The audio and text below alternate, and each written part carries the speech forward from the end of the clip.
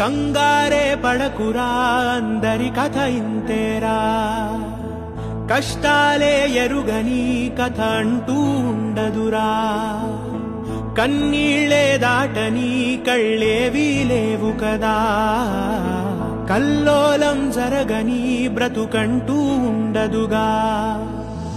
ఆ దైవం ఎప్పుడు ఆడే ఆటే ఇదిరా, ఏ పుస్తకము నేర్పించని పాఠం ఇదిరా, నీతో నువ్వు యుద్ధం చేస్తూ సాగాలిరా.